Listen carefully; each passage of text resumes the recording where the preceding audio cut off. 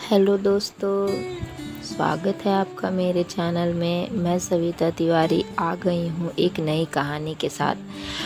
अभ्यास का महत्व। जी हाँ, आज मैं इसी के बारे में बात करना चाहती हूँ। ये बहुत ही पुरानी कहानी है जो गुरुकुल से संबंधित है। तो चलिए शुरू करते हैं। प्राचीन समय में विद्यार्थी गुरुकुल में रहकर ही पढ़ा करते थे। बच्चे को शिक्षा ग्रहण करने के लिए गुरुकुल में भेजा जाता था।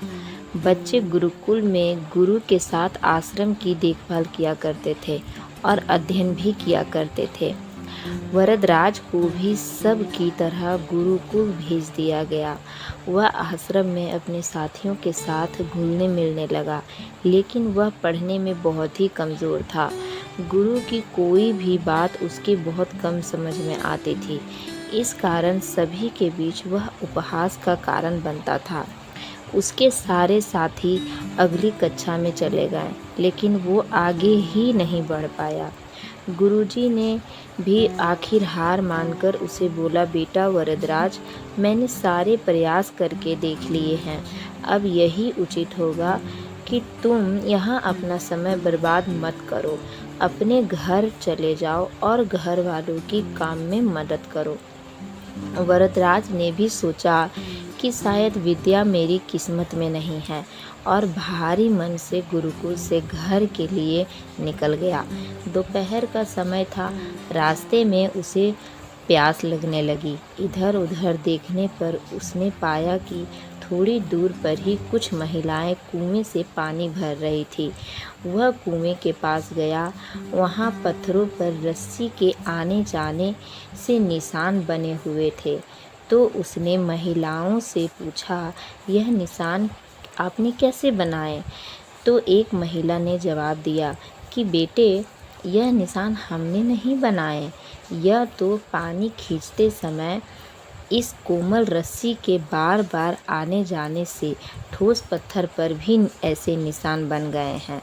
वरदराज सोच में पड़ गया। उसने विचार किया कि जब एक कोमल रस्सी के बार बार आने जाने से एक ठोस पत्थर पर गहरे निशान बन सकते हैं, तो निरंतर कोशिश करने से विद्या ग्रहण क्यों नहीं हो सकती। सारे उत्साह के साथ वापस गुरुकुल आया और अथक कड़ी मेहनत की। गुरुजी ने भी खुश होकर भरपूर सहयोग किया।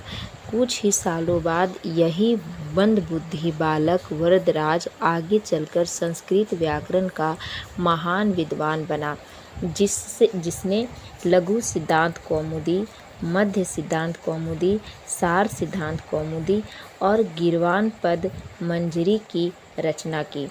दोस्तों, अभ्यास की शक्ति का तो कहना ही क्या है। यह आपके हर सपने को पूरा करेगी। अभ्यास बहुत ज़रूरी है, चाहे वह खेल में हो या पढ़ाई में हो या किसी और चीज़ में।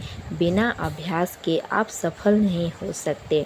अगर आप बिना अभ्यास किस्मत के भरोसे बैठे रहोगे, तो आखिर में आपको पछतावे के सिवा और कुछ नहीं हाथ लगेगा।